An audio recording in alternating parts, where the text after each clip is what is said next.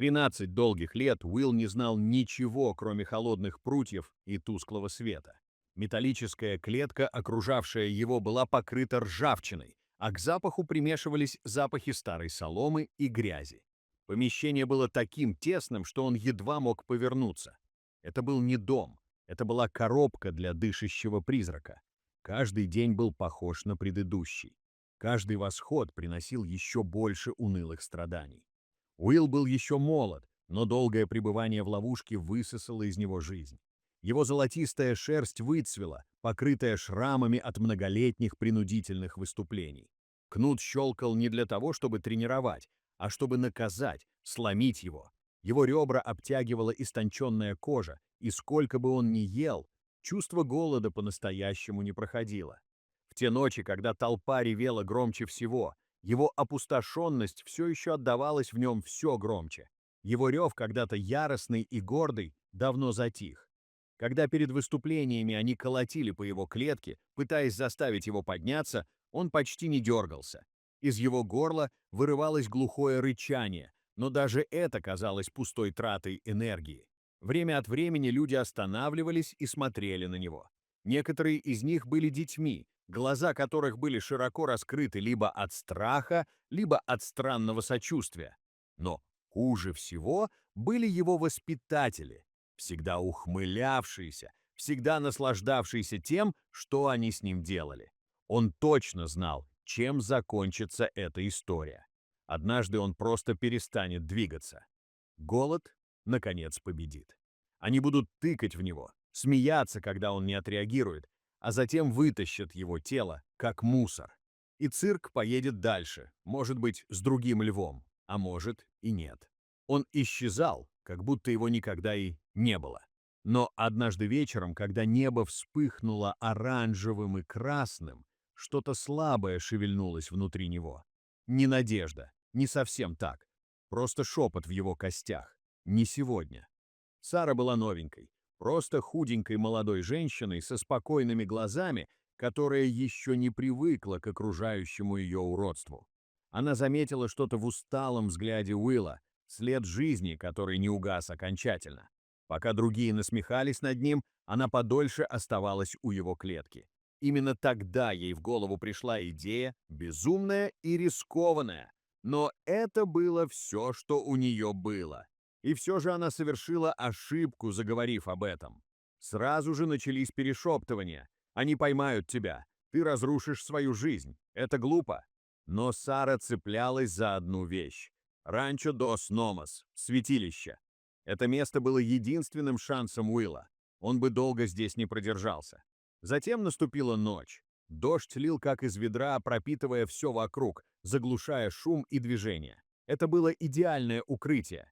Дрессировщики едва заметили, как она ускользнула. Их разум был затуманен дешевой выпивкой и утомительной рутиной. Сара, как тень, прошла мимо клеток. Когда она подошла к Уиллу, ее глаза встретились с его глазами. То, что она делала, было безумием. Если кто-нибудь поймает ее, прощения ей не будет. Но пути назад уже не было. Этот побег был не только для того, чтобы спасти льва. Она хотела спасти и себя тоже. Грузовик из приюта ждал его. Она открыла дверцу клетки. Уилл не сразу почувствовал себя свободным. После стольких лет, проведенных за решеткой, внешний мир обрушился на него как ураган. Ослепляющий дождь, мерцающий свет, громкие звуки. Это было уже слишком. Он ничего не узнавал. С каждым шагом его охватывала паника. Но каждый раз, когда страх нарастал, он оглядывался в поисках Сары. Она все еще была там, промокшая и дрожащая, и жестом показывала ему, как пробираться сквозь беспорядок. Ее присутствие было единственным, что удерживало его на ногах. Его лапы скользили по мокрому асфальту, незнакомому и холодному. Цирковые запахи сменились новыми, ошеломляющими. Каждый звук казался опасным. Здесь, но каким-то образом, шаг за шагом, он продолжал идти. И вот они добрались до цели. Грузовик, приют, безопасность. Тихо позвала Сара, направляя его в темное помещение. Это было похоже на еще одну тюрьму, еще одну ловушку. Инстинкты Уилла кричали ему держаться подальше. Внутри пространство снова сомкнулось вокруг него, только по-другому. Сара забралась внутрь, рядом с ним. Она натянула на него несколько грубых одеял, укутывая его как ребенка, прячущегося от чудовищ. Ткань пахла странно, землисто и тепло, смешиваясь с запахом Сары и его собственным. Это немного успокаивало в этом хаосе. Грузовик рванулся вперед. Каждый удар отдавался толчками в его измученном теле. Ему.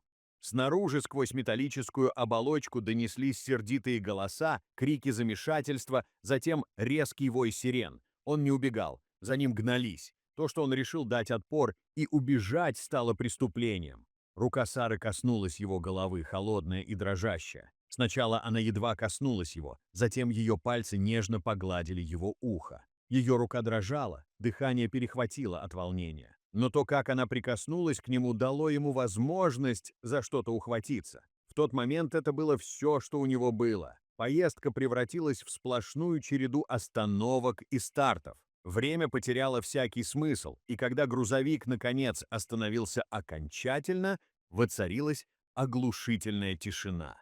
Уилл провел годы, прислушиваясь к шуму клеток, кнутов и толп. Но эта тишина, это безмолвие было гораздо более тревожным. В нем могло скрываться что угодно. Сара все еще была здесь. Она не ушла. Она оставалась рядом с ним, единственная знакомая вещь в мире, который вышел из-под контроля. Затем послышался металлический скрежет открывающейся дверцы грузовика. Внутрь ворвался холодный воздух. Паника волной захлестнула Уилла. Сара попыталась уговорить его выйти.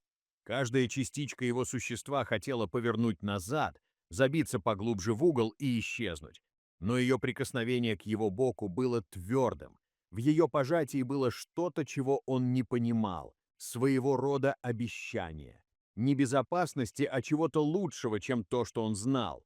Уилл медленно вышел наружу. Его глаза, привыкшие к слепящему свету и затененным теням, с трудом привыкали к мягкому сиянию луны. В темноте вырисовывались странные и неопределенные очертания. Запахи были еще более ошеломляющими. Мокрая грязь, свежие растения и, что хуже всего, запах других львов. Не артистов. Настоящих? Его разум наполнился предупреждениями об опасности. Это были не компаньоны, они были угрозой. Тело Уилла напряглось, каждый мускул снова потянул его к грузовику. Но Сара удержала его на месте, тихо прошептав. Слова не имели смысла для него, но ее тон — да. Она просила его доверять ей. Там. Шаг за шагом они продвигались вперед, в неизвестность. Он часто спотыкался, наступая на все, что не было металлическим. Ощущение настоящей почвы под его лапами было таким странным, что почти причиняло боль. Сердце громко стучало в груди при каждом неуверенном шаге. Затем в темноте открылось пространство, поляна, залитая бледным лунным светом. Свет. И там, в ожидании, были другие. В тени поблескивали глаза. Тела тихо двигались, наблюдая за ним. Любопытные, осторожные. Рычание было низким и ровным. От этого звука Уилла охватил ужас. Он съежился рядом с Сарой, шерсть встала дыбом, ребра напряглись. Открытое пространство казалось слишком большим, слишком незащищенным. По крайней мере, в своей клетке он знал, откуда исходит опасность. В каждой тени этого места таились угрозы. Он хотел убежать обратно в маленький, знакомый ему мир, который он ненавидел, но, по крайней мере, понимал. Появилось еще больше людей, но эти были другими. Ни кнутов, ни криков. Они не толкались и не смеялись. Они шли медленно, держась за руки и понизив голоса. Уилл не дрогнул. Еще нет. Сара наклонилась поближе и, услышав, прошептала: «Все нормально, я здесь». Один из мужчин, постарше, с добрыми глазами и глубокими морщинами, прорезанными годами, подошел ближе. Он присел на корточки во влажной траве и протянул Уиллу кусок мяса. Его запах преодолел страх. Это был не просто голод, это было стремление к чему-то лучшему.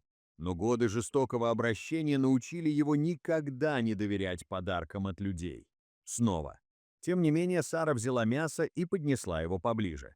На этот раз ее рука не дрожала. Медленно, скованно Уилл шагнул вперед. Он взял блюдо из ее рук. Оно мгновенно исчезло, но дело было не в еде. Это означало нечто большее. Они давали, они требовали. В этот простой момент что-то приоткрылось. Уилл не понимал, что такое убежище. Еще нет. Это не стало бы раем за одну ночь. Свет. Это был новый мир со своими опасностями, и он не был готов к этому, но он больше не был одинок.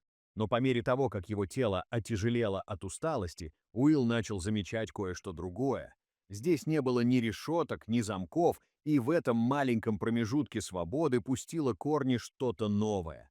Это было не так уж сильно, едва уловимое чувство, но оно было как далекая звезда в ночном небе, до которой трудно дотянуться, но она реальна. Дни тянулись медленно, а ночи были еще хуже. Рев эхом разносился в темноте, и от каждого звука его охватывал страх. Единственным, что удерживало его на земле, была Сара. Ее тихие визиты давали ему что-то знакомое, за что можно было держаться. Сон приходил урывками, всегда легкий, всегда осторожный. Он не мог отпустить ее, пока еще нет. Работники приюта не вмешивались. Они приносили еду и воду, но никогда ни к чему не принуждали. И постепенно страх понемногу рассеивался. Теплые солнечные лучи проникали в его шерсть, ветерок доносил запах далекого дождя, и, что самое удивительное, другие львы. Они не выглядели сломленными. В их походке чувствовались сила и непринужденность. Их головы были высоко подняты, а тела сильны. Вещь. Наблюдение за ними всколыхнуло что-то глубоко внутри него. Во время одного из визитов Сара, должно быть, почувствовала перемену.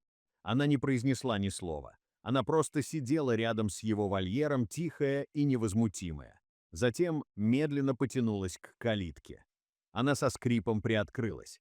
Сердце Уилла заколотилось так сильно, что стало больно. Открытое пространство за окном показалось ему более опасным, чем что-либо прежде.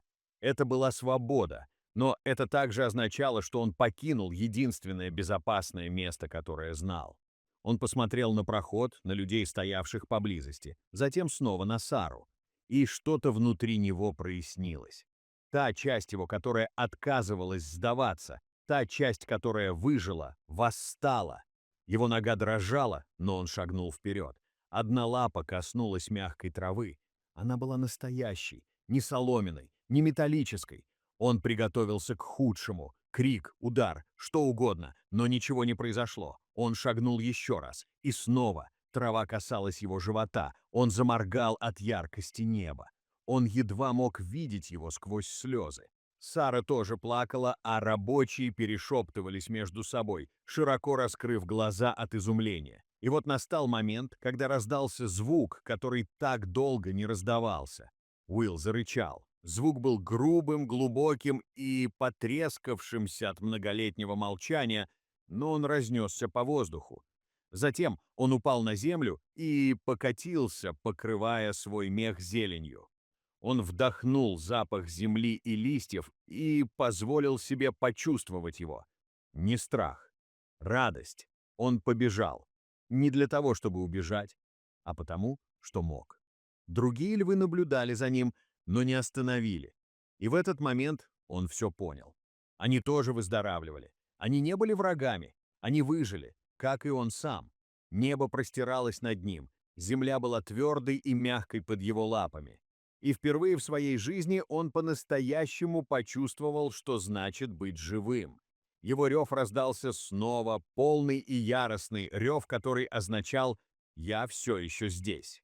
Годы спустя на ранчо Дос Номос все еще говорили об Уилле.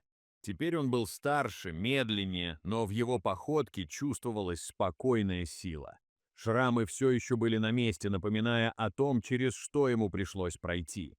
Но его глаза по-прежнему ярко горели. Они называли его царем святилища. Не потому, что он правил в страхе, а потому, что он прошел через огонь и обрел покой.